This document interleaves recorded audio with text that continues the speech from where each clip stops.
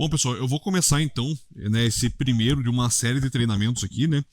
Esses treinamentos, né, eu já dei várias apresentações já, algumas aqui internamente na GE, outras em, em alguns eventos que a gente organizou aí junto com órgãos ambientais, às vezes com clientes também e tal, né? E normalmente os treinamentos que eu dou, eles têm um caráter muito mais técnico, né? Eles costumam ser voltados, inclusive, para o pessoal ou da produção técnica, ou da célula, né? Ou o pessoal que vai aí dimensionar a aplicação de produtos, né? E nesse caso aqui, esse treinamento ele tem um tom diferente, né? Ele vai ser mais uma troca do que um treinamento, né? E a troca vai ser mais ou menos o seguinte, né?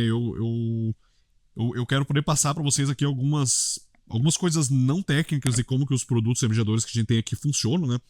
Então, a gente vai passar por todos eles, mas hoje a gente vai passar só por esses três aqui, né? O Persugel, o Peroxigel e o Surf, né? Mas, como eu disse, de uma maneira não técnica, né? Então não vai ter coisa de química, não vai ter coisa de dimensionamento, né? Não vai ter nada estranho assim, né? Não se preocupem, né?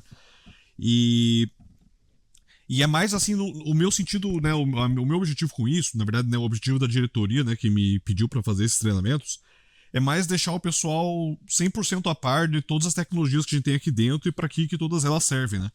Porque dá para fazer muita coisa diferente com o Persugel, com o Peroxigel e com o Surf, né? E, né, às vezes nem todas essas coisas são muito claras e às vezes até surgem coisas novas ali no setor de P&D, né? Que eu coordeno atualmente, né? Então, por exemplo, eu vou mostrar aqui algumas coisas que a gente já conseguiu desenvolver com o Peroxigel e até com outros produtos e outras apresentações aí, que são novidades, né? Que são coisas que a gente nunca transmitiu esse conhecimento para o setor comercial até estar atento a novas possibilidades de oferta desses produtos, né? E daí, no sentido do que eu quero aprender com vocês, é que eu tô um pouco por fora de como que é a dinâmica, né, da cadeia de valor ali da empresa, no sentido de, puxa, como que eu vou vender esses produtos mesmo para os clientes, né? Então, assim, em que momento que essa oferta surge, né? Às vezes a oferta vem por uma recomendação da célula, outras vezes o próprio... Por exemplo, o Eric às vezes está aí numa reunião com um cliente e acaba vendo algum problema que eles têm lá, ele já pode sugerir, por exemplo, algum produto, né? Então, assim, uma coisa que eu não sei bem como funciona, e vocês podem ficar, né, conforme aí eu for dando as deixas, né, vocês podem ficar livres para me interromper, pra gente conversar sobre isso, né? Mas eu queria entender melhor também quais são as oportunidades que vocês têm para ofertar esses produtos para os clientes também, né? Então eu acho que pode ser uma coisa benéfica para todo mundo aqui, né? A gente acaba conseguindo estreitar essas relações entre a área mais técnica e a área comercial, né? Então, né, acho que todo mundo pode sair ganhando bastante nessa conversa aqui, né? Daí, como eu disse, né, esse é o primeiro treinamento que eu tô fazendo aqui, mas haverão outros, né? Haverão outros sobre o Solve Gel, Stable Gel, Carbon Gel, sobre o nosso amossador passivo, né? Sobre o PS Gel também, né? Todos eles com esse mesmo enfoque, né? Para que serve o produto? Para que ele não serve? Que tipo de problema eu posso resolver com ele? Né, quais são as limitações? É mais ou menos esse tipo de coisa que eu vou trazer aqui, tá? Então, beleza, né? Começando então com o nosso primeiro treinamento aqui, né? Os objetivos são bastante simples, né? A gente vai conversar aqui sobre as funções desses produtos, mostrar exemplos de onde a gente pode aplicar esses produtos, quais são as limitações deles, e também conversar um pouco sobre o que a gente precisa ter para realmente ofertar isso como uma solução definitiva para os clientes mesmo, né? Quais informações são necessárias, quais informações dá pra gente se virar um pouco sem elas, embora não seja o ideal, né? Porque tem algumas coisas que a gente consegue relevar às vezes, outras são inegociáveis, né? É isso que a gente vai tratar aqui hoje, né? Então, vamos começar então por o que é a oxidação, né? Por que a gente vende tanto produto oxidante, né? Normalmente, gente, quando a gente fala sobre oxidação, né, de uma forma técnica, a gente fala que é uma combustão, né? Quando você pega um pedacinho de papel e você queima, você está fazendo uma oxidação. Você está reagindo com oxigênio, né?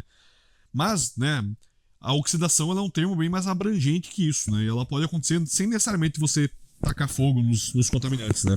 Que é realmente uma oxidação, né? Se eu for lá na gasolina e queimá-la, eu estou oxidando ela também. Mas, né, ambientalmente, pra gente aqui, isso não vai ser uma solução viável, né? Mas por que isso é legal? Porque a gasolina ela tem aquele monte de substâncias tóxicas, né? Ela tem o benzeno, o tolueno, etilbenzeno, chilenos, né? E todas essas coisas aí, né, ou praticamente todas elas, quando você queima, elas passam a basicamente virar gás carbônico e água. São duas coisas aí que, né, tirando aí as questões de mudanças climáticas, elas não têm nenhum problema para a saúde, né? né? Elas podem até ter alguns efeitos ambientais e tal, mas nenhuma delas é carcinogênica, né? Imagina se água e gás carbônico, né, vão ter algum problema para a saúde, né? São coisas que tem no nosso corpo agora mesmo e tal, né? Então, quando você faz uma oxidação, o que você está querendo fazer é simular essa queima aqui, só que lá no subsolo, né? Lá onde os contaminantes foram derramados, né? E o que dá para oxidar, né? Basicamente, gente, tudo que é orgânico, né? Então, assim, o pessoal lá derramou petróleo num lugar, derramou diesel, derramou gasolina, teve uma derivação de produto lá na Transpetro, ou então, teve um tanque de algum solvente que vazou em alguma unidade industrial que faz desengraxe de peças metálicas, né, como nessa foto aqui, né? Tudo isso são problemas que podem ser, né, potencialmente resolvidos pela oxidação. Mas claro que haverão ali, né, diferenças sutis ali, né, entre como que a oxidação tem que se aplicar a cada um desses casos, né? Mas isso é uma questão já mais para, né, o pessoal da célula pensar, né? Porque realmente oxidar o petróleo não é a mesma coisa que oxidar uma gasolina, que não é a mesma coisa que oxidar uma graxa ou um solvente que foi usado para essa graxa, né? Mas no geral, tudo isso aqui a gente consegue oxidar. Então todos os hidrocarbonetos do petróleo, TPH, BTX, HPA, tudo isso é oxidável. Solventes organoclorados também, então, né, tetracloreteno, PCE, tricloreteno também são oxidáveis, mas existem formas melhores de lidar com esses, né, que vão ficar aí para uma outra apresentação, né. Pesticidas também, né, organoclorados e organofosforados, né, e isso é interessante porque isso está um pouquinho fora do nosso core business aqui atualmente, mas é algo, é um ramo para o qual a Geomente tem olhado com bastante carinho ultimamente, né. E alguns projetos de inovação da GEL, né, que nem o projeto Agrocarbon, eles estão voltados exatamente para esse tipo de problema aqui, né, de pesticidas, né. E, né, dado o tamanho agro do Brasil aí, né, a indústria agro que é um dos maiores setores da nossa economia, né, e a gente usa defensivos agrícolas pra caramba, né, então a gente tem muito mercado também para explorar nesse sentido aqui, né. Mas a gente ainda tá engatinhando nessa área, mas é importante saber desde já, né, que os nossos oxidantes eles conseguem se livrar desse tipo de problema também, né. Outras coisas também que às vezes aparecem, né? PCBs, né? Que é aquela substância que tem óleo transformador antigo, né? As bifenilas policloradas, né? É um negócio que dá bastante trabalho para remediar. Normalmente a galera incinera o solo, né? Quando tem contaminação com isso, né? Mas ele pode sim ser tratado por oxidação. É um tratamento difícil, né? Vai precisar de uma quantidade de oxidantes meio grande para isso, mas é possível, né? Outra coisa que, né, que a gente consegue é nitrogênio amoniacal. Arsênio, por incrível que pareça, o arsênio a gente consegue imobilizar ele no solo por oxidação, né? Então o arsênio ele não vai sumir, né? Ele não vai virar outra coisa, mas ele vai ficar paralisado no solo depois que você oxida ele, né? Isso é uma coisa que a gente vai abordar um pouquinho mais pra frente aqui, né? DQO e DBO, né, que são, né, parâmetros aí de lançamento de efluentes no geral, né? A gente consegue eliminar essas duas coisas, né? Demanda química de oxigênio e demanda bioquímica de oxigênio, né? Ambas podem ser resolvidas com oxidantes, né? Então, basicamente, coisas orgânicas, né? Com exceção aqui do arsênio e do nitrogênio amoniacal, né? Que são inorgânicos, né? Pra que os oxidantes não servem, gente? Né? Então, tem coisa aí, né? Que né, a gente não consegue resolver com isso, né? E realmente, né? A química não é tão simples assim, né? O que a gente não consegue resolver? Metais tóxicos, né? É a primeira coisa aqui, né?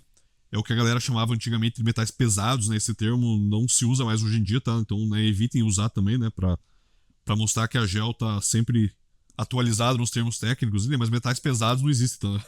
É metais tóxicos, né? Mas enfim, chumbo, mercúrio, cádmio, essas coisas não só você não resolve isso com oxidantes, como você pode piorar isso com oxidantes ainda, né? Por motivos que a gente vai conversar um pouquinho mais pra frente, né?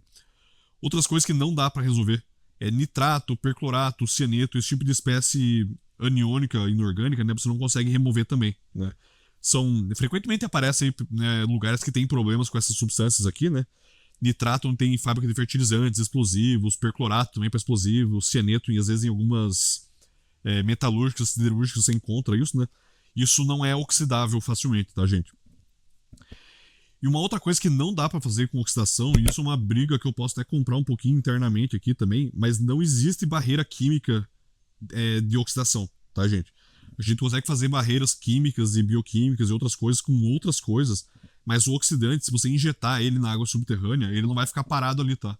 Ele vai ser levado pela água subterrânea, né, que tá sempre em movimento, né? E eles têm mais mobilidade do que os óleos. Isso quer dizer que ele não vai nem esperar o óleo chegar ali, ele vai embora antes, tá? Então você tem que aplicar o oxidante onde ele tá mesmo, né? Isso é uma consideração realmente assim, que é um detalhe um pouco mais técnico aqui, né? Mas é interessante a gente saber disso também, né? Pra gente não ofertar esse tipo de coisa pros clientes também, né? A bendita barreira reativa de oxidação, né? Que né, rigorosamente falando, não existe, né? E, né, infelizmente, PFAS, oxidante não serve pra PFAS porque basicamente nada serve pra PFAS, né? Tipo, a única coisa que a gente consegue fazer com eles é absorver alguns deles em carvão ativado, mas não é nem todos eles também, né, que a gente consegue fazer esse tipo de tratamento, né? Mas isso é um problema que nós e o resto do mundo ainda estamos tentando resolver, né? Mas os oxidantes não são uma saída. E também os oxidantes também pioram um pouquinho a situação dos PFAS aqui, né? Por motivos que eu não vou abordar aqui hoje, né? Mas basicamente, né, o importante por hoje é saber que para isso o oxidante não rola, né? E a gente tem algumas outras considerações a fazer também, que é a eficácia do oxidante também está atrelada a como que esses contaminantes estão particionados no meio. Ou seja, ele está dissolvido, ele está retido no solo, ele está na fase de vapor, né? Por que isso é importante, né? Porque a oxidação ISCO, né, a In situ chemical oxidation, né, que é basicamente diluir perfosfato de sódio em água e injetar no solo, né? Isso aqui funciona muito bem para fase dissolvida. Ela não funciona para fase gasosa, né? Então fase gasosa normalmente ou você faz uma extração de vapores, né, mecanicamente mesmo, né, com equipamentos, ou você mitiga, né, a fonte desses vapores, que é a fase retida, a fase livre, a fase aquosa, né? Mas você não remedia diretamente os vapores quimicamente, você no máximo extrai eles, né?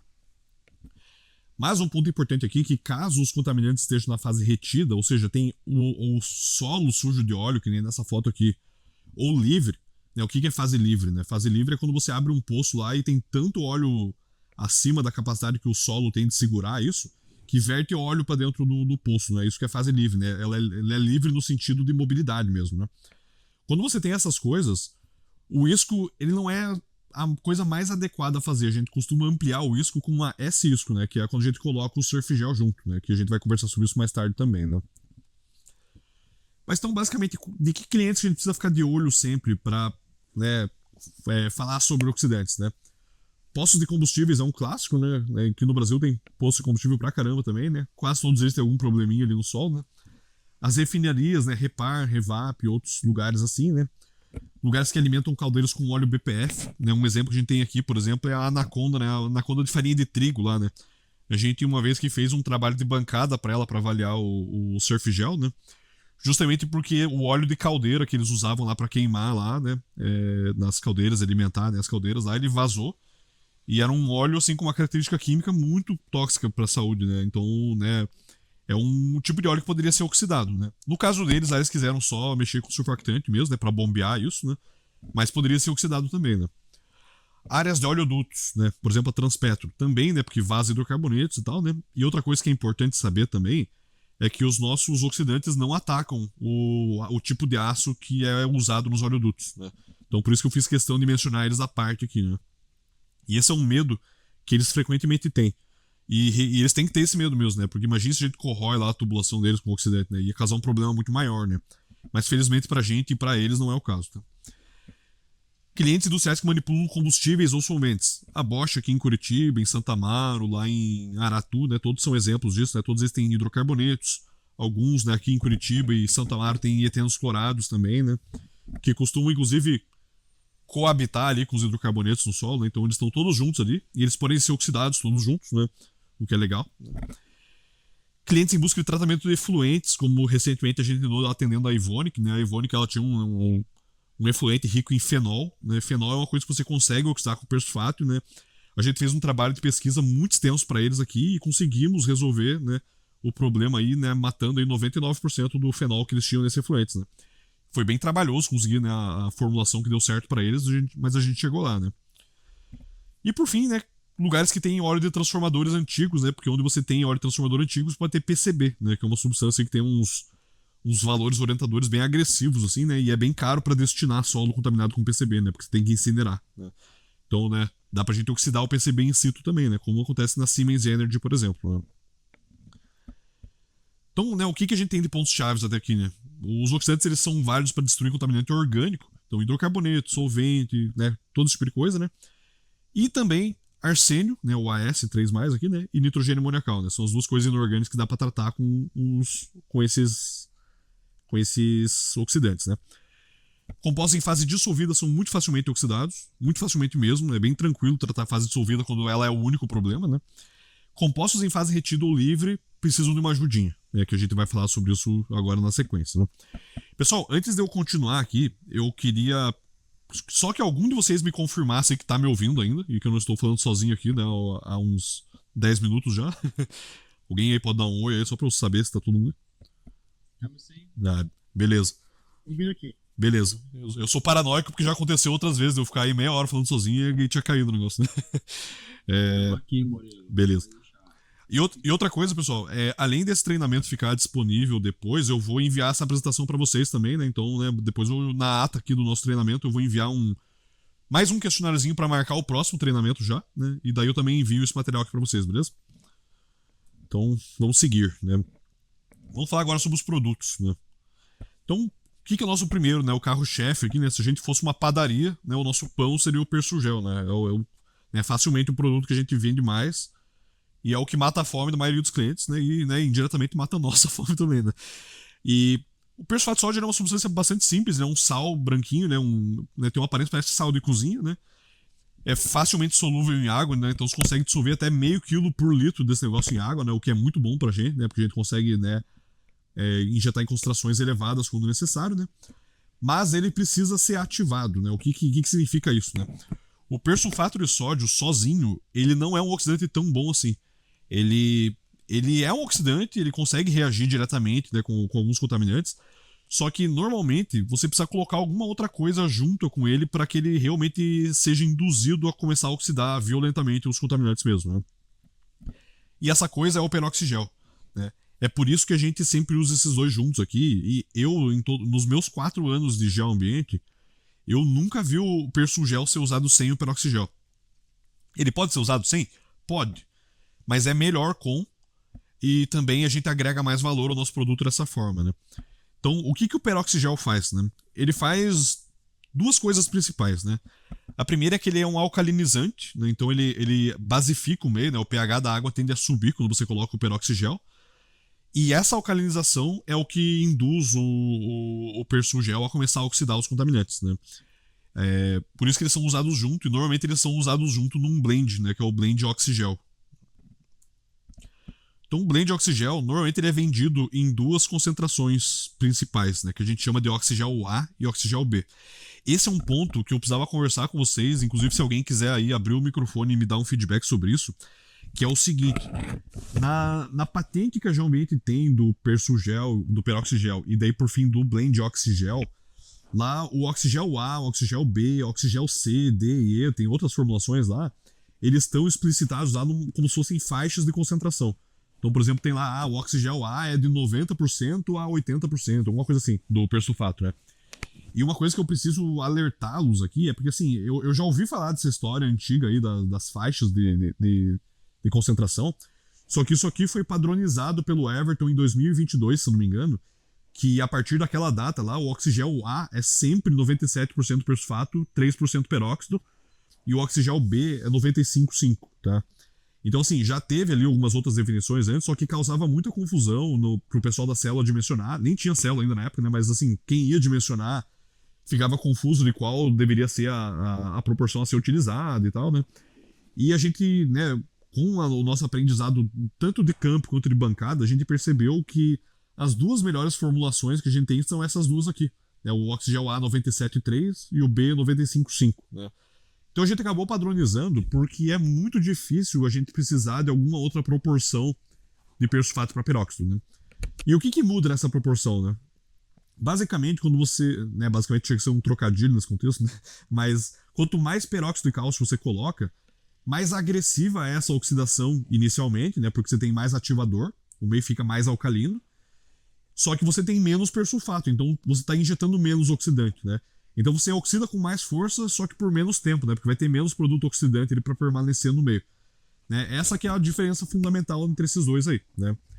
Normalmente a gente só usa o oxigel A, né? Então, eu até negritei isso aqui, né? Então, assim, quando a galera fala, putz, vamos vender oxigel pro cliente, não sabemos qual, é o oxigel A. 100% das vezes, tá? Vocês nunca precisam nos perguntar se é o A ou se é o B. Quem que decide se é o A ou se é o B, né? Caso seja necessário fazer alguma mudança aqui, né? essa decisão ela vai vir ou de parte da célula ou por recomendação do ensaio de bancada, né? Então, no ensaio de bancada, a gente sempre testa por definição ali o oxigel A e o oxigel B, e às vezes um funciona melhor do que o outro ali por motivos químicos, né? Que não vale a pena, né, entrar nessa tangente aqui agora e tal, né? Mas normalmente o oxigel A ele vai ser o suficiente para tratar todas as nossas necessidades, né? Por vezes o oxigel B é benéfico, né? Por exemplo, a minha água subterrânea é um pouquinho ácida.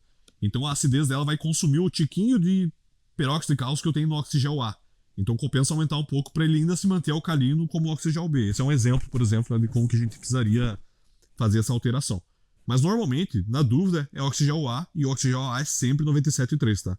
Isso está padronizado já. Só que eu acho que essa informação da padronização acabou se perdendo em alguma comunicação interna da empresa, né? Isso faz uns anos já, né? Eu até preciso revisitar esse assunto com o Everton, né? E quem sabe até mandar um comunicado mesmo, assim, só oficializando isso, né? Pra todos os possíveis envolvidos, né? Que esses dias aí o Johnny me alertou pra isso, né? De que às vezes ele não tem certeza do que significa o oxigel A, né? E eu fiquei até um pouco surpreso que ainda tinha essa nomenclatura mais antiga sendo usada, né? Beleza, então, sabendo, né, o que são esses produtos, o que a gente precisa para aplicá-los corretamente, né? Então, a primeira coisa mais básica mesmo, assim, é saber o SOD e o TOD, né? Ou seja, saber o SOD é você saber a demanda de oxidantes do solo e o TOD a demanda de oxidantes totais, né? Total, desculpe. O que isso significa, né? Como eu sempre falo para todo mundo, assim, nos eventos que eu vou aí, né, para dar os treinamentos mais técnicos, né? Não importa o quão contaminado uma área esteja, pode ser lá o lugar da Transpeto, lá que vazou 500 mil litros de diesel lá no oleoduto lá, ainda vai ter mais solo do que diesel lá, né? Então, se o solo exercer alguma demanda, alguma exigência de oxidantes também, provavelmente essa demanda vai ser a maior parte da exigência de oxidantes que eu tenho. E é exatamente isso que a gente observa, né? Normalmente, só o solo sozinho gasta, às vezes, mais de 90% de todo o oxidante que você precisa injetar, né? Então pense no quão grave que é você não saber essa demanda, né, de oxidantes do solo, né? Você pode estar errando ali para 90% para mais ou para menos o tanto de oxidante que você precisa injetar, né? Então, assim, é muito importante que toda vez que um pacote de oxidação esteja sendo vendido para o cliente e tal, né, uma das primeiras coisas que a gente tem que alinhar com eles é, olha, você tem que fazer umas análisezinhas de sódio e de TOD, uma para cada tipo de solo que você tem aí que está contaminado, né? Porque cada tipo de solo vai ter um padrão de consumo de oxidantes diferente, né?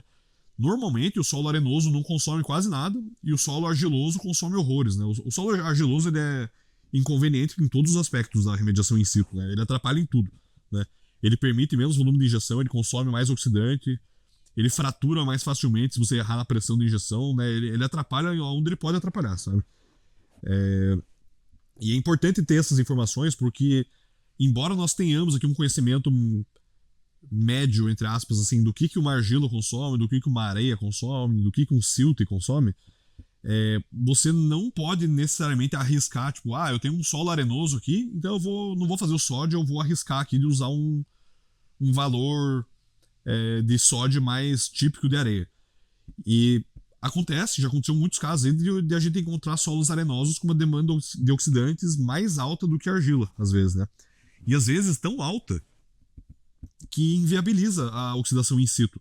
Às vezes é tão alto que não tem cliente no mundo que pagaria a quantidade de oxidante que é necessária para realmente conseguir limpar aquele lugar, por causa do próprio solo.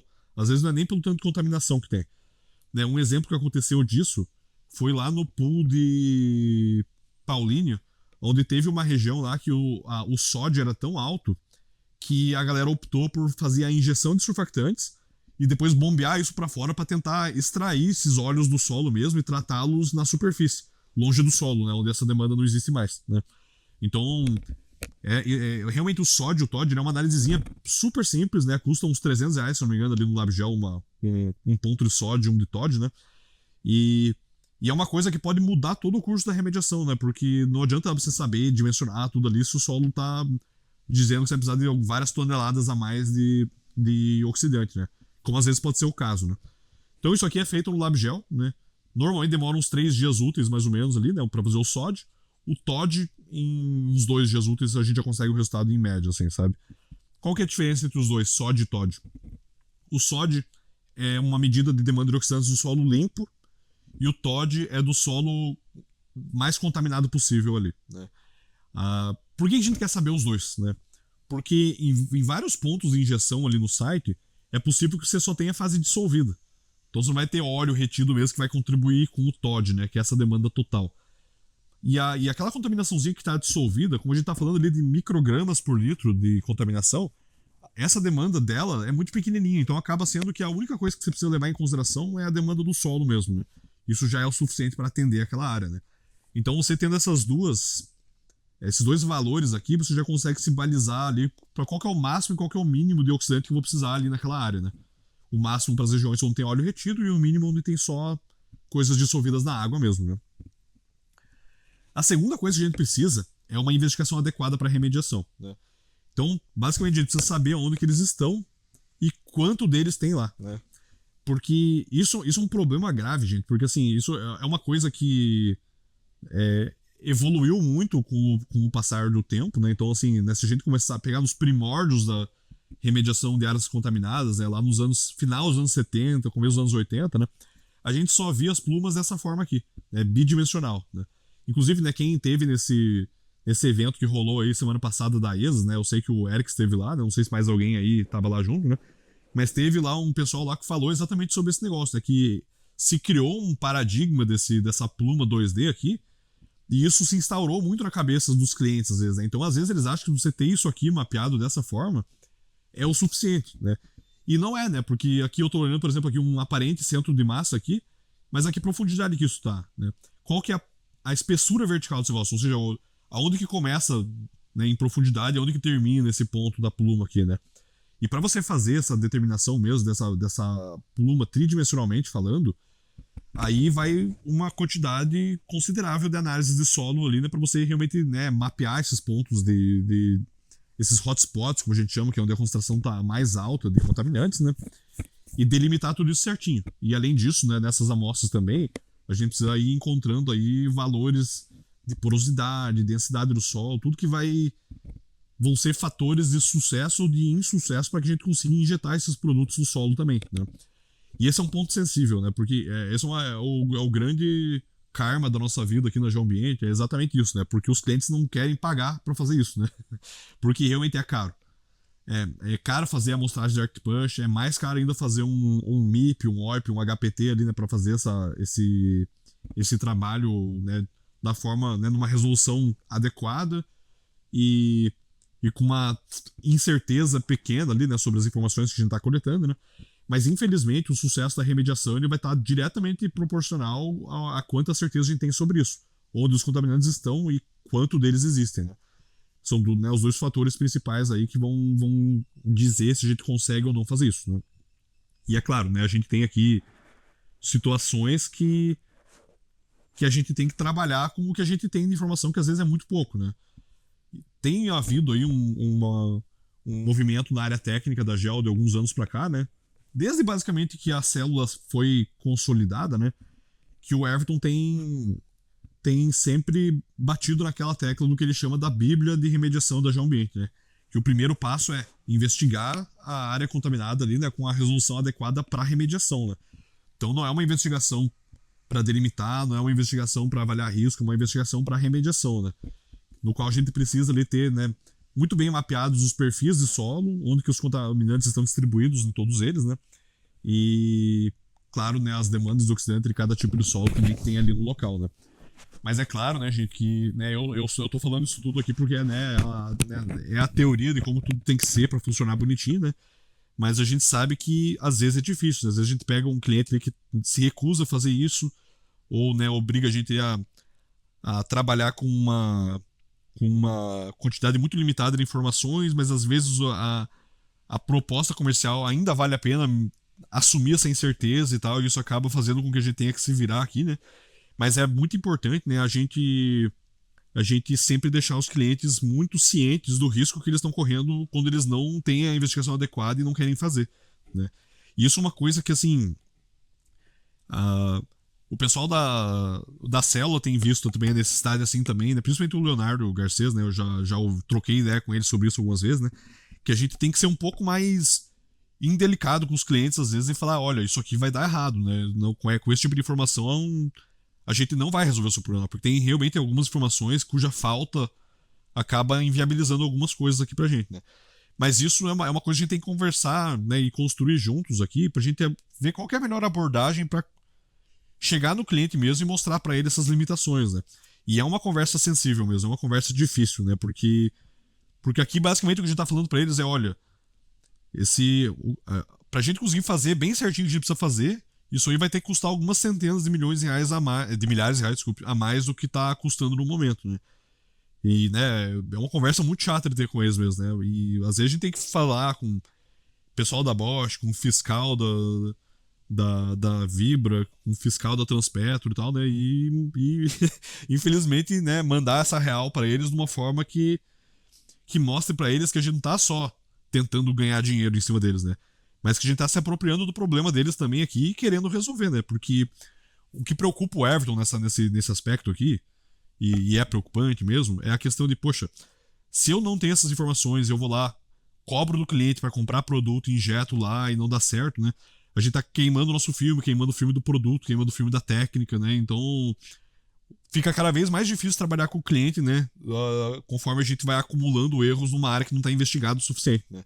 E às vezes acontece isso, às vezes a gente herda também projetos que vieram de outras consultorias aí, e o cara, olha, não, eu quero uma proposta comercial para remediação, não quero para investigar. Aí você vai lá, vem a investigação dos caras, tem 3 postos de monitoramento lá e 2 ArcPush, e quando tem, né, às vezes é a amostragem no trado mesmo, né, que já não é apropriada já para tomar algumas decisões aí, né, em relação a volume de injeção e tal, né. Então, esse é um assunto aqui, né? Eu vou dar sequência aqui, mas se vocês quiserem conversar sobre isso também, vão me interrompendo aí, ou a gente fala no final também, né? Mas vamos conversando.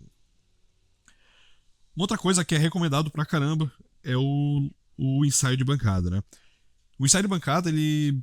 Né, a gente aqui na GEL, a gente consegue fazer uma quantidade boa de ensaios de bancada. Eu não tenho dúvida que a gente é a consultoria que faz mais ensaios de bancada pros clientes aqui no Brasil, né? Por causa da parceria com o Lab, né? E por que isso é bom, né? Ter o ensaio de bancada? Não só porque ele atende lá a DD38 da CETESB, né? Então, se é em São Paulo, tem que fazer um ensaio de bancada, basicamente, né? Mas alguns clientes já até têm um pouco mais de abertura para inovação ou abertura para entender a importância do ensaio mesmo, né? Como, por exemplo, a Petrobras sempre exige já nas licitações deles lá, né, o ensaio de bancada. A Siemens, por exemplo, a Siemens Energy lá de Jundiaí, eles vieram atrás da gente já pedindo um ensaio de bancada para biorremediação lá com o Solve Gel, né? Então eles viram a importância, ainda mais que era uma técnica nova que a gente estava aplicando para eles. E eles também têm algumas limitações de informação lá, né? Que o ensaio de bancada podia ajudar a suprir, né? Então a gente só tem a ganhar quando a gente oferece esse ensaio de bancada para os clientes, né? Porque o que o ensaio de bancada vai trazer para a gente? Quais são as concentrações do produto que fazem sentido usar? Que tipo de resultado eu posso esperar desse tipo de aplicação, né? E também vai ajudar a célula a dimensionar os testes piloto e os full scale depois, né? Ou seja, todos os volumes, quantitativo de produto, né? Todas aquelas perguntas lá que o cliente sempre quer saber. Poxa, quantas toneladas de oxidante eu vou comprar? Quantos litros de surf gel eu vou precisar? Essa é uma pergunta muito difícil de responder assim na lata, sabe? Muito difícil mesmo, né? Mas o ensaio de bancada ele já dá uma resposta bem guiada por resultados, inclusive, né? Porque não só a gente tem aí uma ideia de quanto produto oferecer, mas a gente até tem uma ideia se esse produto vai realmente ser eficaz pro caso dele, quanto produto vai ser necessário, né? E notem mais uma vez, né? Eu falo umas coisas aqui que eu sei que incomodam algumas pessoas, né? Mas notem que eu falei se o produto vai ser eficaz, né? Porque não é sempre que vai ser, gente, né? Às vezes o sódio vai ser muito alto e vai inviabilizar tudo, né? Então, às vezes, você coloca o oxidante e o solo já mata o persulfato ali na hora e não acontece nada com os contaminantes e tal, né? Pode acontecer isso, né? Ou então, puxa, eu posso querer fazer uma biorremediação e aquele solo, na verdade, ele é totalmente estéril, ele não tem as bactérias que precisa, né? Pode acontecer da gente ter que mudar de curso, né? A gente não quer que isso aconteça, né? E a gente costuma aqui só ir testar as técnicas em mercados quando a gente já tem evidência o suficiente que vai funcionar, né? Porque tem evidências, né, que a gente pode juntar ali mesmo, né? Por exemplo, para oxidação, a gente sempre faz o SOD antes disso aqui, não só porque ele vai mostrar pra gente a partir de que concentração que começa a fazer sentido a gente estudar aqui em bancada, Mas também, se você for lá e der um sódio lá de 15 gramas de oxidante por quilograma, ou seja, 15 toneladas de oxidante por metro cúbico de água subterrânea, mais ou menos, né? Isso já inviabiliza totalmente ali, né, o projeto. E a gente acaba indo para alguma outra estratégia. Como, por exemplo, uma extração melhorada com surfactante, por exemplo. E aí que tá. Quanto tempo que dura um ensaio de oxidação? Né?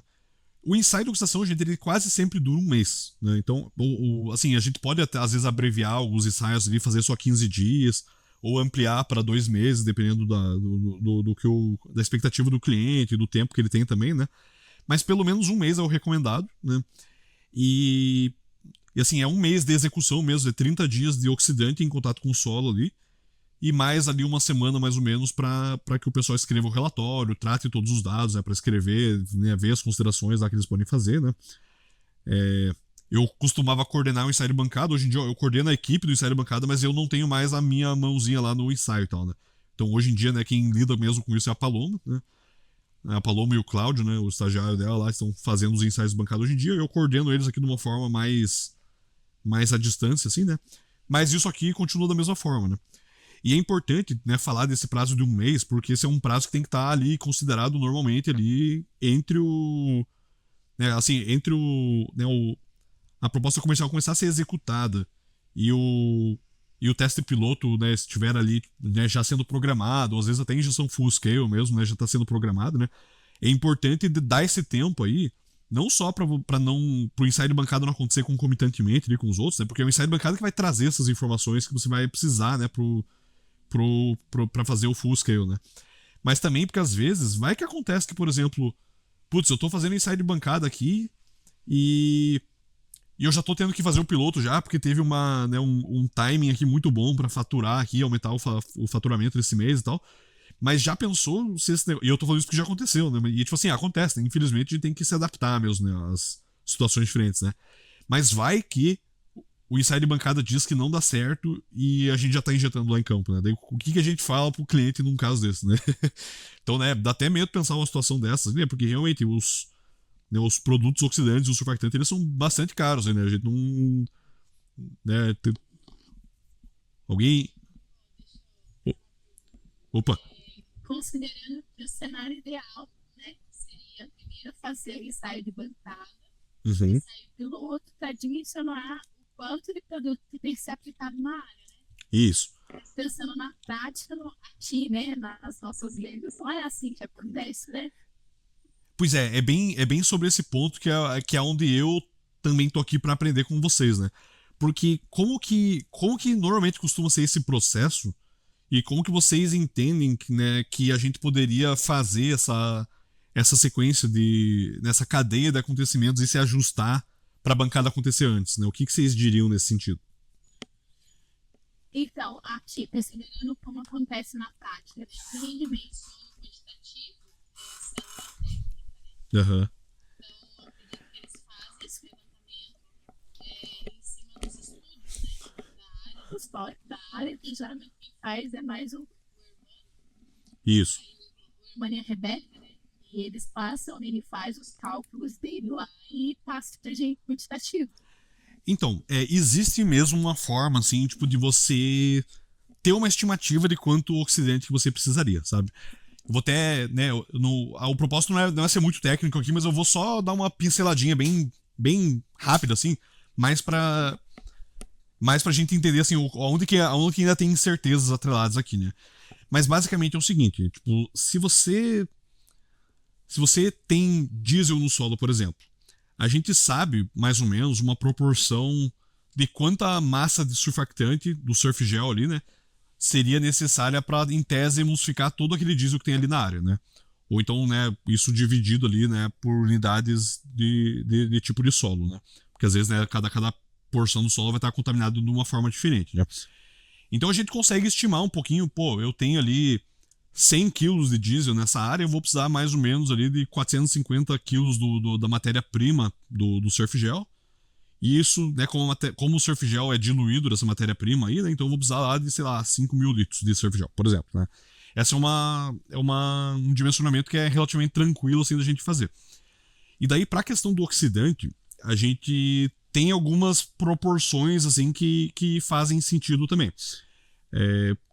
Tem duas abordagens diferentes, né? Ou a gente tenta trabalhar com uma estequiometria aproximada, né? O que é uma estequiometria, né? Uma proporção entre esses reagentes, né? Uma proporção oxidante para óleo a ser oxidado, por exemplo, né? Baseado ou em algum ensaio de bancada dessa região, ou realmente usando ensaios ali, usando valores da literatura científica mesmo, né? Por exemplo, se eu tenho TPH dissolvido em água, normalmente para cada 1 micrograma de TPH por litro, eu preciso de, sei lá, uns 100 microgramas por litro de persulfato ativado, por exemplo, né?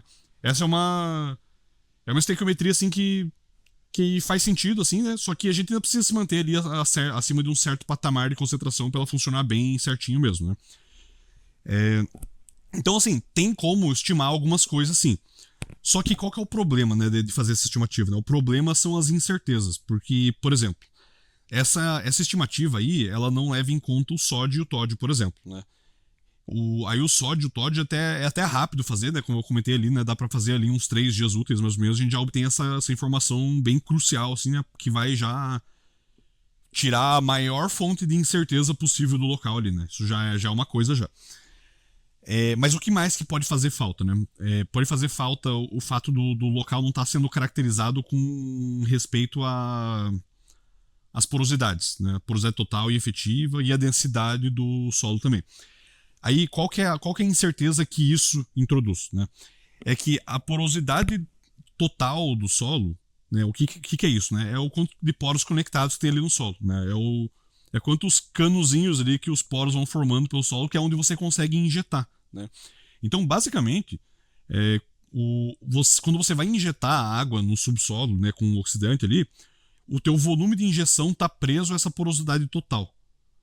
Desculpa, eu falei errado. Essa porosidade efetiva, né, que é esses poros interconectados aqui. Então, quanto menor for essa porosidade efetiva, menos volume você vai conseguir injetar. Só que além da porosidade efetiva, a gente ainda tem a porosidade total, que daí é quais poros não estão conectados ali no solo, né? Onde que são os becos sem saída do solo ali, aonde tem água subterrânea contaminada, onde tem óleo retido no solo, naquele cantinho também.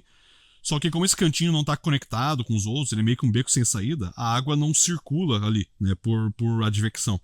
Então a única forma de entrar ali é por difusão. E às vezes acontecem umas coisas que, por exemplo, o volume de poros total pode ser, às vezes, 50 vezes maior do que o volume de poros efetivos, né, aqueles poros conectados, né.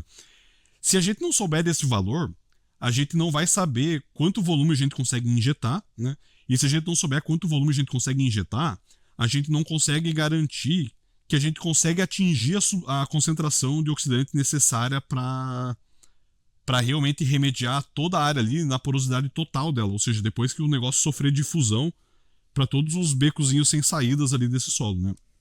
Então, a gente consegue se basear em valores de literatura para isso, né? Para até um certo grau, né? Então a gente sabe mais ou menos ali qual que é a porosidade total de uma argila, a porosidade efetiva de uma areia, de coisas ali nesse meio termo e tal, né? Mas isso já dá uma certa incerteza, né? Outra coisa que a gente não sabe, né? Que também é uma coisa que é capturada pelo ensaio de bancada, né? É uma coisa que a gente não quantifica, mas o ensaio de bancada ele acaba dando essa resposta atrelada às outras respostas do ensaio, né? Quanta matéria orgânica tem nesse solo, né? Porque a matéria orgânica do solo e a matéria orgânica da água também, né, que é menos coisa, mas tem ali também, ela pode interferir na quantidade de oxidante que vai ser consumido também, né? Às vezes tem, por exemplo, algum tipo de metal dissolvido ali no aquífero, e esse metal pode catalisar a decomposição do persulfato, né? Por exemplo, o ferro dissolvido faz isso, né?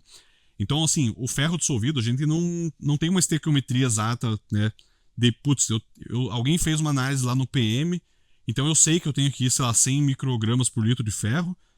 Então eu posso saber que putz, eu vou ter que colocar um excedente de tanto por cento a mais aqui de persulfato só para compensar o que esse ferro aqui vai atrapalhar, né? Por exemplo, né?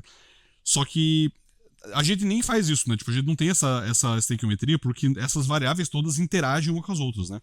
Mas quando você faz o ensaio de bancada, a resposta do ensaio de bancada lá, ele já vai dar, olha, se você aplicar esse tanto, você vai ter essa porcentagem de remoção de massa em um mês.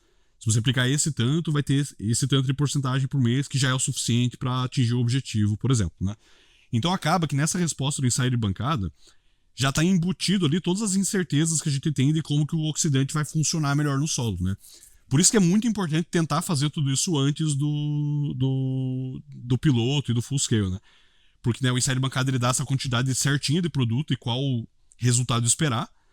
Aí no piloto, o pessoal vai pegar lá aquela concentração que a bancada disse que é ideal e vai tentar espalhar ela no melhor raio de influência possível ali. Por exemplo, vamos supor que o ensaio de bancada falou assim, olha, você precisa de 7 gramas por litro de persulfato na água subterrânea. Então o pessoal vai lá no piloto e faz o quê? Eles escolhem um ponto lá para injetar esse persulfato no solo, né?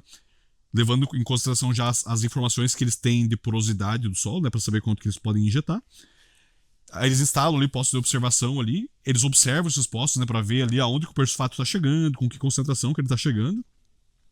E daí, vamos supor, por exemplo, que ó, a gente detectou o persulfato a 10 metros de distância ali do ponto de injeção. Então eu tenho um raio de influência aqui de 10 metros. Então, só que a qual concentração que o persulfato chegou a 10 metros de distância, né?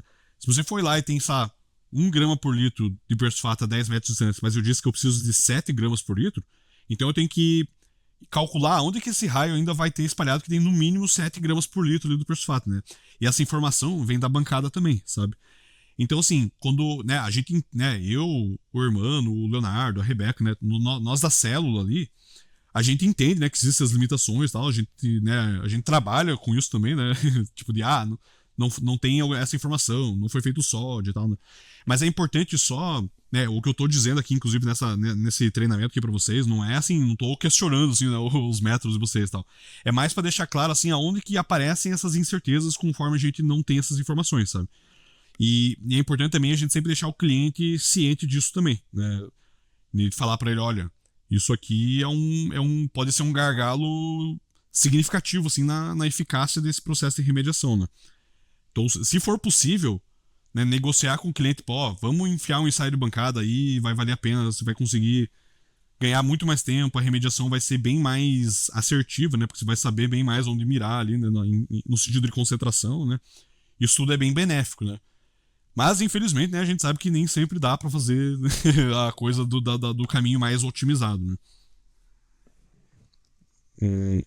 Sim, a gente tem que lidar com a pressa e com a ansiedade dos clientes. Exatamente. Tem até um slide que eu coloquei aqui mais pra frente que fala exatamente isso que você acabou de dizer, sabe? Você vai ter, na hora que você ver a foto que eu coloquei ali, você vai até saber. E é exatamente isso. Tipo assim, a gente sabe que essa não é uma limitação da GEL, né? O problema é que o cliente tem uma expectativa muitas vezes irreal, né? Sobre, né, sobre o que ele precisa. O que ele precisa providenciar aí, financeiramente falando mesmo, pra ele resolver o problema dele, né? E o triste é que os nossos clientes, eles frequentemente veem a gente como um passivo mesmo, né? Porque a gente é um serviço que ninguém queria ter que contratar, né? Eles contratam a gente porque eles vão ser multados se eles não resolverem o problema deles, vão caçar a licença de funcionamento e não sei o que, né? Mas eles não gostam de ter que pagar esse dinheiro pra gente e eles tentam, né, desviar de todas as balas possíveis aí, né? Mas não é nem a gente querendo, né, necessariamente tirar mais dinheiro deles, é mais uma questão de necessidade mesmo, né?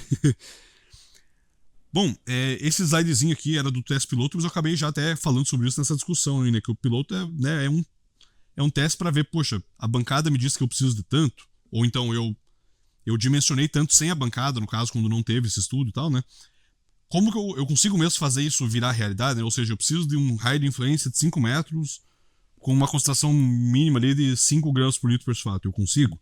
É o piloto que vai te dizer isso, né? O piloto que a galera injeta esse produto aqui, né, vai calculando ali quantos volumes ele consegue injetar, né, monitorando os postos ao redor e eventualmente isso vai te dizer, olha, cada ponto de injeção meu vai cobrir um raio de 5 metros e vai ser o suficiente ali nesses 5 metros ali pra ter a quantidade adequada de produto, né. E daí com isso depois a gente, né, parte pro full scale, que é basicamente fazer vários desses pontos aí, né, até você preencher a área como um todo lá, né. Então, né, é possível fazer uma aplicação de oxidante sem essas informações? É isso que a gente estava conversando, né? Basicamente, a gente tem um monte de ingrediente bom aqui. A gente tem o morango, o trigo, o ovo. Né? O que é cada um, né? Um é o oxidante, outro é o surfactante, o outro é o ensaio de bancada, por exemplo, né? Eles são todas coisas boas, só que se a gente só misturar tudo e assar, né? Imagine misturar esse negócio aqui desse jeito que tá aqui, né? Morango com ovo, morango inteiro ali e tal, né? Vai dar ruim. Se a gente tiver os ingredientes certos, só que já der errado, a gente pode errar também, de que a gente resolve ali, né? Nesse caso que é a fome de quem tá aqui perto do bolo, mas tem tudo essa galera aqui pra comer, né? E se a gente acertar em tudo, todo mundo fica feliz, né? Mas claro, né? Isso é uma questão, assim, que o nosso trabalho incansável aí de educar os nossos clientes mesmo aí, ele acaba sendo importante nesse aspecto, né? Porque muitas vezes o gargalo é deles, né? Mas nem todos os clientes são assim, a gente sabe, né? Tem clientes que são muito mais abertos ali a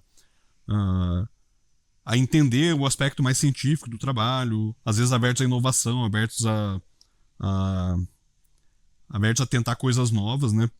E da mesma forma que a GEL faz, né? A GEL, né, tem o seu setor de inovação aí, né? E acaba se aventurando em novos negócios e, né? E é assim que a gente cresce, né? Para os clientes também, né? Seria legal se mais deles tivessem essa visão, né? Mas aos poucos a gente vai conseguindo fazer isso, né? Até com os órgãos ambientais a gente já está criando já esse trabalho, né? E aqui, né, uma última coisa que eu queria dizer aqui, que é uma coisa triste, mas que é verdade, e é uma coisa que a gente não fala o suficiente para os clientes, né?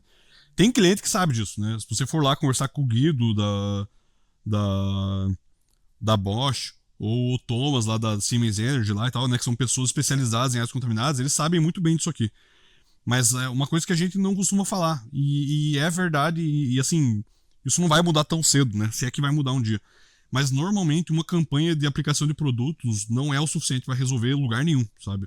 É muito difícil a gente ir em qualquer lugar que seja e aplicar o oxidante uma vez lá e falar, ó, fechou, corre pro abraço e vamos fechar essa área aí pra reabilitação. Tipo, não é assim, sabe? Por quê? Né, eu coloquei aqui 3 motivos, né, pelos quais isso normalmente não é tão simples assim, né? O primeiro é uma limitação geológica mesmo, que é o rebound, né? Basicamente, o que é o rebound, né? Algumas partes do solo ali, elas absorvem contaminante por um tempão, e depois, quando você vai limpar os contaminantes ali do solo, você acaba limpando mais ao redor dessa área aqui, porque essa é uma área menos permeável mesmo, né? Então você limpa tudo, a parte arenosa, e a parte argilosa vira um reservatório de concentração de TPH, de BTX e outras coisas, né? Aí, né, você injeta, tudo some, tudo bonito, aí vai fazer a próxima campanha de monitoramento lá e as concentrações estão começando a reaparecer, né? É justamente por causa desse tipo de coisa aqui, né? E o que você faz nesse caso? Infelizmente, tem que injetar de novo, né? E alinhar essas expectativas com o cliente também, né? Tipo, ele tem que estar sabendo desde o começo que se ele tiver umas lentes argilosas lá no local dele e tal, né? Provavelmente isso aí vai absorver contaminante e vai virar um probleminha ali que vai precisar de mais uma ou 2 campanhas para resolver, né? Isso é, assim, coisa que a gente observa nos nossos projetos, mas é um conhecimento comum, assim, do GAC como um todo no mundo mesmo, né? Todo mundo tem esse problema aqui, né? Outra possível causa é a investigação insuficiente, que é aquilo que a gente comentou, né? Então, se a gente não sabe onde estão as manchas de óleo no solo lá, o problema provavelmente vai voltar, né? Então, né, isso, né, basicamente como se resolve isso, né? Investigando melhor mesmo, né? Isso é chato mesmo, não tem o que fazer, né? E uma outra possibilidade é novos aportes de contaminante, né? Então a gente tem que se atentar aí, né, pra ver se essas novas concentrações estão aparecendo aí, se elas fazem sentido ou se elas indicam que na verdade o cliente conseguiu contaminar a área mais ainda, né, entre uma aplicação e outra lá, e isso acontece com uma certa frequência também, né? Então, né, a galera da área técnica tem que se preocupar bastante com esse detalhe aqui, né? Porque a gente não pode tomar responsabilidade sobre um problema que a gente não causou também, né? Se o pessoal lá deixou mais um tanque vazar lá, esse é um outro problema que vai precisar de uma outra proposta comercial para ser resolvido, né? Então, né, pontos-chave aqui, né? O oxidante sempre tem que acompanhar um sódio-tódio no mínimo, né? É realmente, assim, o mínimo do mínimo de informação que precisa mesmo, né? Ensaio de bancada é sempre uma boa ideia, né? E, ó, o quantitativo mais preciso de produto a ser vendido, o mais preciso, né? Só é possível ser estimado caso de um dados suficientes, né? A extensão das plumas, concentração de solo em água, sódio mapeado, né? Sem tudo isso, a gente consegue só chutar nessas concentrações. A gente consegue chutar razoavelmente bem, porque a gente já tem experiência pra caramba nesse tipo de coisa, né? Mas sempre vão ter incertezas ali, né? E a gente nunca sabe a intensidade dessas incertezas, né? Elas podem estar desviando muito, né, os nossos resultados do que a gente esperava idealmente falando aqui, né? Então, né, vamos entrar agora na parte que a gente melhora o isco com o S-isco, né? Com o Surf Gel, né? Então, né, por que a gente vende Surf Gel para os clientes, né? Imagine que você tem esse solo aqui, né? Ele tem aqui uma grande mancha de óleo ali, né? tá representado aqui de uma forma bem infantil, até eu diria, né? Mas, né, é fácil de visualizar, assim, né? Então, a gente tá ali vendendo oxidantes, né? Que são coisas todas solúveis em água, miscíveis em água, enquanto os óleos não são miscíveis em água, né? Então, nesse caso aqui, a gente não vai conseguir um contato muito bom, né? Porque se o óleo repele a água, ele vai repelir os oxidantes também, né? Então a gente precisa melhorar isso de uma certa forma, né? Então, né, basicamente o óleo tá fazendo isso aqui no solo. Ele tá virando bolinhas ali para poder repelir a água com a maior eficiência possível, né? Por isso que as gotas são redondas, né?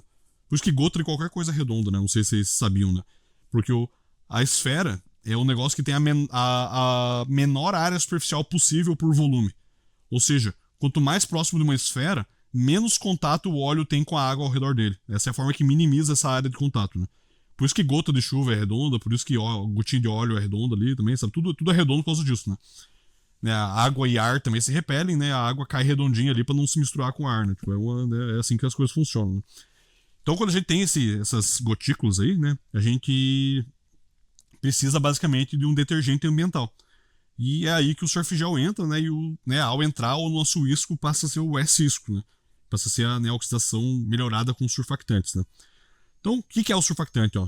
Ele é uma molécula aqui que tem, né, uma parte que interage com o óleo, que é essa parte nessa cadeiazinha aqui de carbonos, e uma parte carregada eletricamente que interage bem com a água, né? Então, essa parte aqui consegue se conectar ali com os nossos contaminantes, né? Gasolina, diesel, petróleo, tetracloretano, que ficou de fora da animaçãozinha ali, né?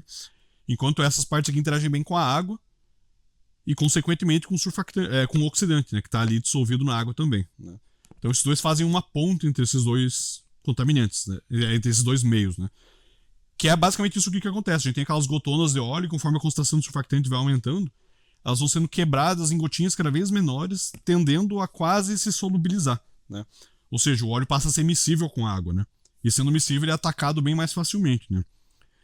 E por que isso é importante, né? Porque normalmente a maior esmagadora parte dos contaminantes que tem ali no solo vão estar retidos no solo mesmo, né? Enquanto no solo você consegue ele ter dezenas de gramas por quilogramas, às vezes até centenas de gramas por quilograma, na água normalmente você vai estar ali a, no máximo algumas milhares de microgramas por litro, né? Então a gente está falando ali, né, de coisas, né, milhares de vezes menor, né, o tanto de concentração que tem na água versus o que tem no solo, né? Então a gente precisa atacar sempre no solo. Então se a gente for tentar vender oxidante para os clientes que a gente sabe que tem óleo retido no solo, sem vender surfactante junto, a gente provavelmente não vai conseguir resolver o problema, ou vai ser muito mais difícil resolver o problema, né? Porque daí, né, enquanto, né, esse óleo que está repelindo a água, ele está repelindo o produto remediador, e você precisa de muitas campanhas para aos pouquinhos ir conseguindo atacar isso aqui, né? Bem lentamente, né? Enquanto a gente poderia só colocar o surfactante e acelerar tudo, né, de uma vez só, né? E aí que o Surf Gel entra, né? O Surf Gel, ele é o nosso surfactante aqui, ele foi escolhido a dedo ali, né, entre uma variação de possíveis surfactantes industriais ali, né, que a gente, né, investigou. Ele é o que teve uma das melhores performances, né, de misturar o diesel e a gasolina e tudo mais com a água, né? E também ele é extremamente seguro. Você pode. Isso aqui não tem problema se você tá em contato com a pele, se você tá em contato com o olho, se você comer acidentalmente, não tem problema. Ele é totalmente atóxico. Eu não tô nem exagerando, ele realmente foi testado por ingestão, né? Tipo, em grau de toxicidade e tal. Ele realmente é seguro mesmo, sabe? E ele é totalmente biodegradável e rapidamente biodegradável, né? A gente até conversou sobre isso lá no evento da ESAS também, né? Ele não costuma durar mais do que um mês no solo quando você injeta, né? O que é bom, né? Porque se ele ficasse ali pra sempre, ele podia causar um monte de outros problemas, né? Ele podia fazer a pluma se espalhar, né? Pra além do que ela já tava. Ele poderia causar problemas em rios, né? Porque, né, quando vai surfactante pra rio, forma aquela espuma, né? Que acaba matando os peixes do rio ali e tudo mais. Então esse é um problema que a gente não tem com surf gel também, né? E tinha um outro surfactante lá que a gente testou quando a gente tava criando o Surf Gel, que ele era melhor ainda do que o Surf Gel. Ele era muito melhor do que o Surf Gel, ele era tipo 10 vezes melhor. Só que ele tinha um problema.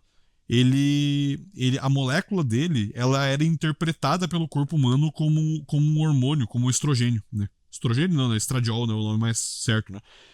E daí por uma questão de responsabilidade ecológica mesmo, a gente descartou aquela possibilidade e fomos com o Surf Gel, né? Mas o Surf Gel poderia ter sido até uma outra substância, né? Que infelizmente ela funciona muito melhor. Só que, né?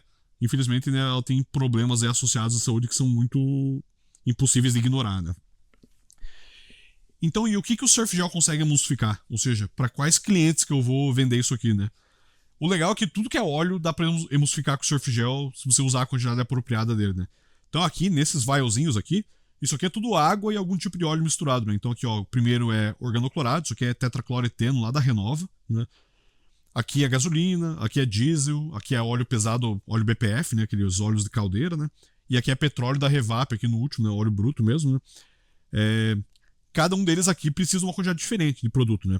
Como que você descobre o quanto? Na bancada, né? Tipo, né? A gente tem uma ideia boa, né? De, quanto que precisa pra gasolina, né? Que é o que menos precisa, né? Quanto que precisa pro tetracloreteno, é o que mais precisa, né? A gente tem essas noções também, a gente sabe aonde chutar. Mas nada é melhor do que a bancada, né?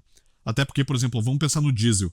O diesel, quando ele fica ali no solo, ele vai se degradando, vai ficando mais viscoso, vai sendo enriquecido em alguns componentes e depletado de outros, então a interação dele com o surfactante vai mudando, né? Então, assim, é melhor você pegar mesmo em série bancada e com a amostra do local mesmo, que você vai ter uma resposta muito personalizada, né?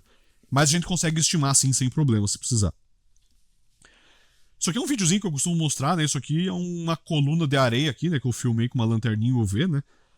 E essas bolinhas brilhantes aqui, isso aqui é petróleo, né? Ele floresce no ultravioleta, né? Então por isso que ele tá brilhando aqui, né? Eu filmei dessa forma porque fica mais fácil de ver, né? E né, o petróleo ele tava grudado no solo, só que aqui eu tô passando o surf gel por essa coluna. E você pode ver que as gotas estão sendo quebradas aqui, sendo, né, eventualmente tiradas do solo, né? E quebradas em gotinhas cada vez menores, né? É isso que o surf gel faz, né? Isso vai facilitar muito, desde que você queira bombear esse óleo para fora do solo, né? Porque agora ele tem bem mais mobilidade aqui, né? Ou caso você queira oxidá-lo também, né? E é isso que esse slide aqui mostra também, né? Isso aqui é um vial com petróleo mesmo, isso aqui é óleo da Revap, né? E aqui tem água e esse petróleo misturados, né? Por quê? Porque tem o surfactante aqui junto, né? Ele possibilita essa mistura, né? E também tem oxidantes aqui, né? Então o que acontece quando a gente mistura esses três, né? O surfactante, ele faz esse óleo e essa água se tornarem immiscíveis e o oxidante vai atacando esses hidrocarbonetos e eventualmente degradando eles aqui a alguns outros subprodutos aqui, né? Nem todo mundo vira gás carbônico e água, né? Mas a gente sabe muito bem, assim, o que os hidrocarbonetos viram e ele não vira nada mais problemático do que tinha antes, né? Pelo contrário, ele vira substâncias bem inofensivas, né? Para qual não tem valor orientador, inclusive, né? Então a gente consegue até remediar a fase livre aqui, né? Com o visto aqui, né? Ou, diretamente mesmo, né? Tipo, oxidar a fase livre, né?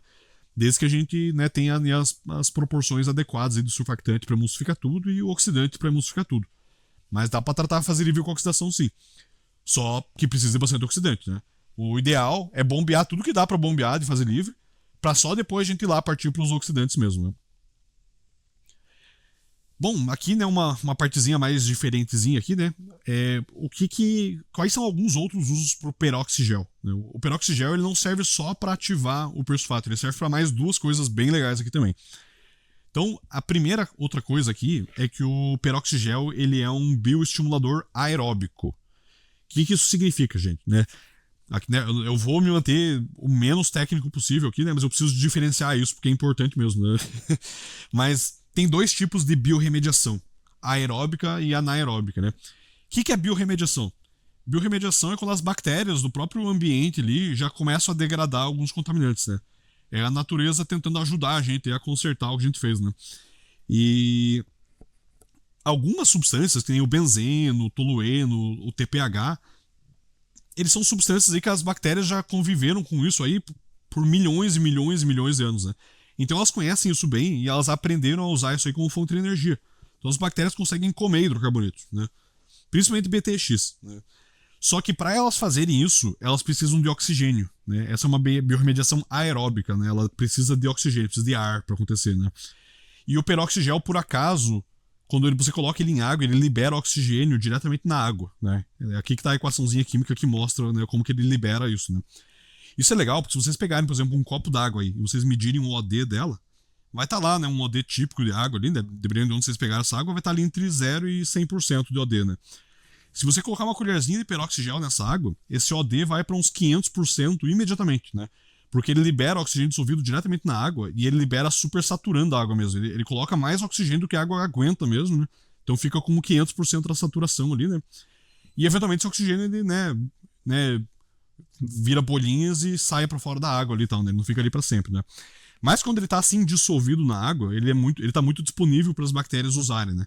Então, se você tem ali indícios que você tem biorremediação acontecendo, Ou seja, você tem bactérias comendo BTX, né? E você vê ali que o oxigênio tá caindo muito rápido ali nessa área, você pode injetar mais, né? Tipo, pra você fomentar essa biorremediação. Isso é uma coisa que vocês não precisam se preocupar muito, né? Porque é a célula e eu ainda que vamos, né, ver quais formações a gente precisa, né, garantir ali que estão se encaixando ali pra gente mostrar que a bioestimulação é possível mesmo, né? Mas quando ela é possível, a gente consegue injetar só o peróxido de cálcio. Pense na economia que isso traz, né? Porque a gente normalmente injeta ali 97% persulfato e 3% peróxido. Vamos supor a 10%, né? Então, né, 100 gramas por litro disso, né? A gente consegue, às vezes, injetar só aqueles 3% peróxido de cálcio em alguns casos, e isso já vai ser o suficiente para dar todo o oxigênio que as bactérias precisam para conseguir pegar o benzeno ali e transformar tudo em CO2 e água, né? Então pensa no potencial de economia que tem para esse negócio, né, quando ele funciona, né? Mas claro que não é sempre que ele funciona, né? O que precisa ter para funcionar?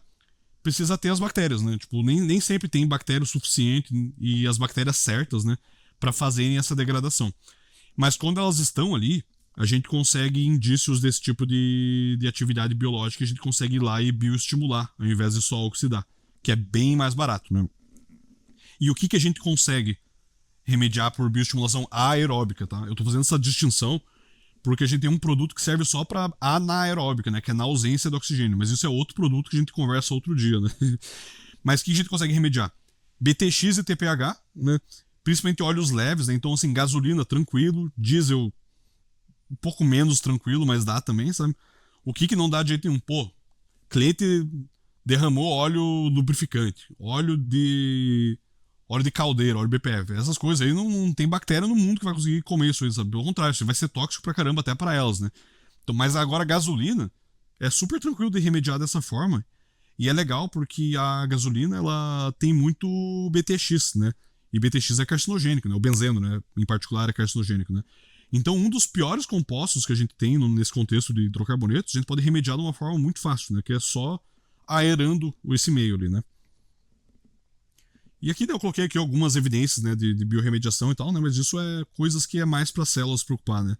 Mas, né, se o OD estiver muito baixo, o TPH alifático tá sumindo, só tem MCNR e tal, né? O benzeno sumiu, então você faz uma análise de BTX e só tem TEX lá, né? Mas o benzeno já era por algum motivo. Isso tudo é sinal de que as bactérias estão fazendo biodegradação, né? Porque o benzeno é o primeiro a ser biodegradado totalmente, então ele costuma sumir por primeiro e tal, né? Mas tem uma outra coisa aqui.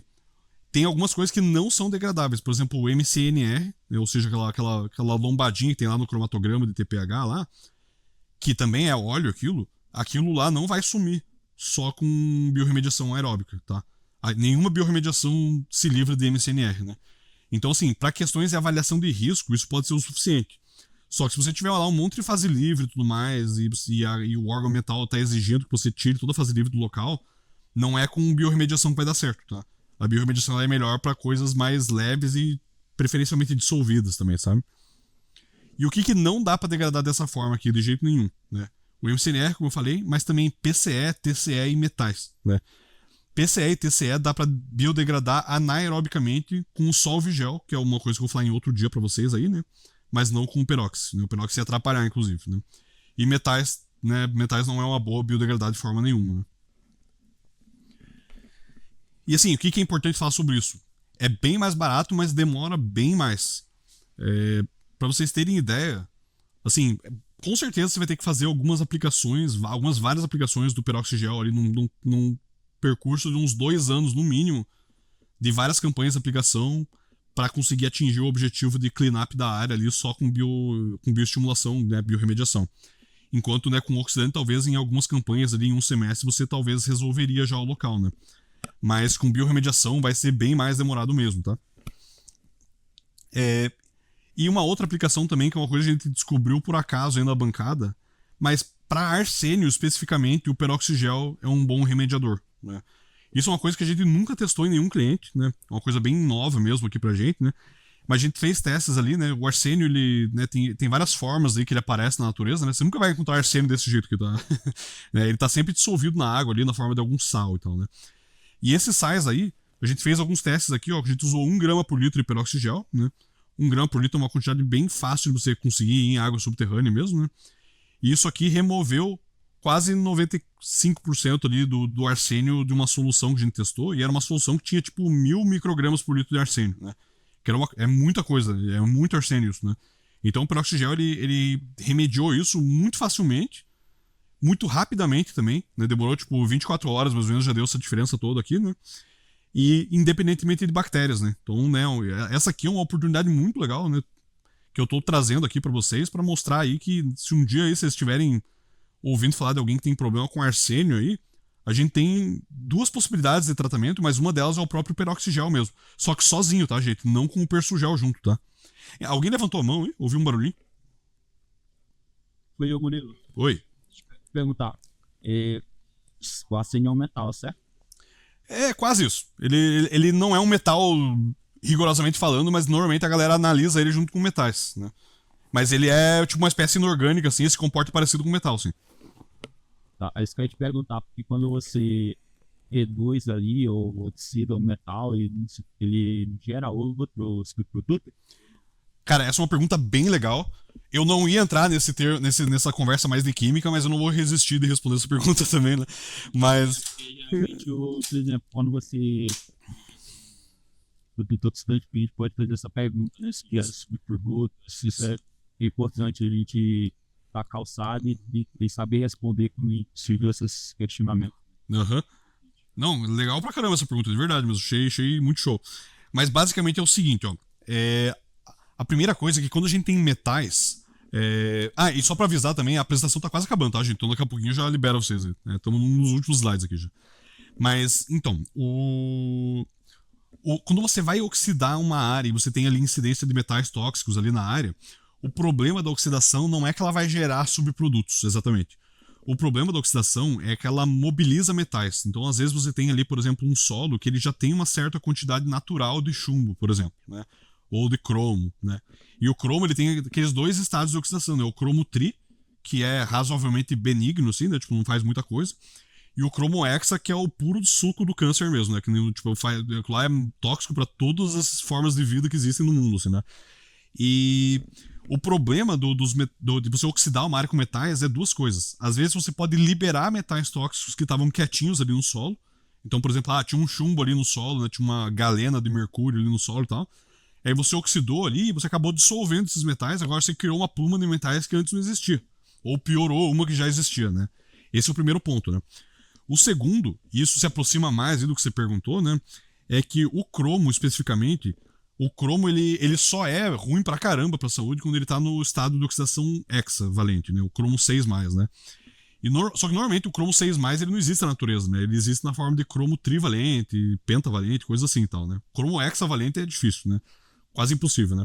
Só que o problema é que o oxidante ele vai justamente oxidar esse cromo de tri para hexa, por exemplo, né?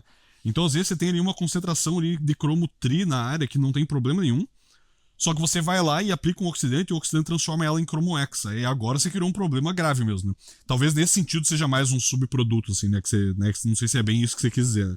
Aí realmente é um problema meio grave mesmo, assim, porque, né? Agora você tem um problema a mais para tratar, né? E é um problema que a remediação por oxidação não vai ajudar, né? Só que é aqui que a gente entra na diferença desse negócio aí do arsênio frente aos outros metais e do peroxigel frente ao oxigel A ali, né? A mistura dos dois oxidantes ali, né? O arsênio, ele não é um metal, né? Ele é um não metal, né? Ele é um... Aqui ele tá colocado como metalóide aqui nesse quadradinho que eu coloquei aqui, né? Mas é basicamente a mesma coisa, né? E assim, por ele não ser exatamente um metal, ele tem algumas características diferentes, né? E a primeira delas é que normalmente quando você tem ali os metais dissolvidos em água ali, eles costumam, né, não todos eles, mas eles costumam estar ali na forma de cátions, né? Então você tem, por exemplo, ferro 2+, ferro 3+, cromo 3+, cromo 6+, chumbo 2+, beleza. O arsênio não. O arsênio ele normalmente está na forma de ânions, né, de arsenatos, por exemplo, AsO4 3-, AsO4 4-, né, ânions assim. Isso já dá umas propriedades químicas um pouquinho diferentes pro arsênio, né? Mas o arsênio, o legal dele é o seguinte, que o arsênio, quando você costuma encontrar arsênio na água subterrânea, ele tá no estado de oxidação 3. Então são sais, né, tipo, de arsenito, que a gente chama, né, que é o arsênio 3+. Quando você oxida o arsênio, você transforma o arsênio em arsênio 5+, que é o arsenato, só que por acaso o arsenato ele forma substâncias insolúveis muito facilmente, né? E o próprio óxido de arsênio 5 é bastante insolúvel, né, também, né? Então o arsênio ele tem um potencial para, na verdade, ser precipitado quando você oxida ele. Isso é diferente dele para todos os outros elementos químicos ali, né? E o peroxigel ele faz duas coisas muito convenientes nesse caso, porque além dele agir como um oxidante e levando o arsênio de 3 para arsênio 5, que é aquela forma menos solúvel, essa forma menos solúvel ela precipita na forma de óxidos. E o peroxigel ele libera oxigênio já diretamente na região onde o arsênio está. Então você oxida ele, onde ele é mais suscetível a virar um óxido insolúvel e ainda fornece oxigênio para ele virar esse óxido insolúvel, sabe? Então, por causa disso, o peroxigel ele é muito particular para tratar arsênio, né? De uma forma que não seria um problema para você tratar, por exemplo, o cromo-hexa ou outras coisas assim, sabe? Claro que se você tiver ali uma região ali que você tem suspeita da incidência de outros metais tóxicos ali, é bom você fazer um ensaiozinho de bancada rapidão ali só para você ver se você não vai liberar uma coisa a mais ali na água que não tinha antes, né? Mas se você não tiver nenhuma restrição, não tem outros metais, só tem arsênio ali na área, por exemplo, que nem a área da Tenal lá que a gente tá tentando agora entrar ali, né? Que né, eu e o Johnny e outras pessoas estão mexendo ali na PPU e tal, né? Lá tem uma pluma de arsênio. A gente pode potencialmente pensar em aplicar só o peroxigel lá. E mesmo em quantidades pequenininhas, de 1 grama por litro na água subterrânea, ele já consegue remover quase tudo, sabe? Então é uma novidade bem legal, né? Pra gente pensar em ofertar para clientes que têm esse problema, né? E é uma coisa muito pouco conhecida, né? Você aplicar peróxido de cálcio para arsênio. Porque o peróxido de cálcio ele já é uma substância pouco conhecida mesmo. Não é normal a galera usar peróxido de cálcio para muita coisa no nosso meio aqui, né? E a gente acabou descobrindo mais um uso para ele, né? Não sei se eu respondi a sua pergunta aí, mas essa pergunta é bem cabível mesmo, né? Tem que tomar cuidado quando tem metais ali, porque normalmente oxidar onde tem metais é uma má ideia, né? Respondeu sim, Murilo. Muito obrigado. Beleza. Muito igual. Bom, então, né, concluindo aqui, né? Então, fechando aqui a apresentação, já deve estar na hora mesmo de acabar, né? Então, quando ofertar oxidantes, né? Basicamente, quando eles têm áreas contaminadas por substâncias orgânicas, né? Como óleos, né? Hidrocarbonetos, solventes, PCB, PBB e outras coisinhas aí que a gente já viu juntos também, né? Tem algumas oportunidades para inovação também, né? Pesticidas na área, né, da agrícola, o arsênio aqui que a gente comentou aqui por último, né? O que é importante, né?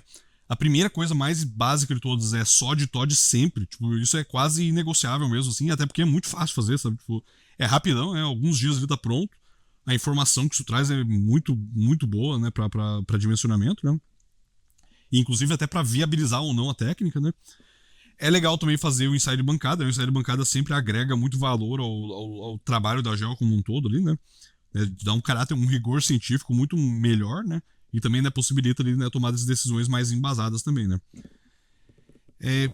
Quando que eu uso o surf gel junto? Sempre que tem óleo retido no solo, né? Então tem fase livre, com certeza precisa do surf gel. Tem fase retida, também é muito bom usar o surf gel, né? Quase com certeza também, né?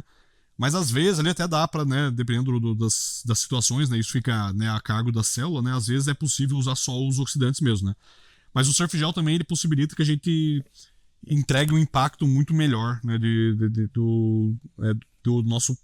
da nossa tecnologia de oxidação, né? E por fim, é possível estimar a quantidade de produto que o cliente precisa? Então, só se tiver dados de investigação com a resolução adequada e caso tenham, né, sido feito só de TOD, né? Sem isso, eu escrevi aqui de uma forma meio errada, né? Não é que não é possível estimar, né? Mas a estimativa tem um grau de incerteza muito maior, né? E esse grau de incerteza ele pode vir a assombrar a gente depois, né? Às vezes a gente estima para menos e né, não tem oxidante suficiente. E se a gente estima para mais, por incrível que pareça, tipo, né, dá a impressão, pô, se errar para mais é de boa, né? A gente vendeu mais produto pro cliente e é mais fácil a gente resolver o problema, né? Porque tem mais oxidante. E o pior que não. Pior que quando você tá falando de coisas quimicamente que geram radicais, você ter um excesso deles é uma coisa ruim, porque os radicais, eles gostam, sobretudo, de interagir com outros radicais também, sabe?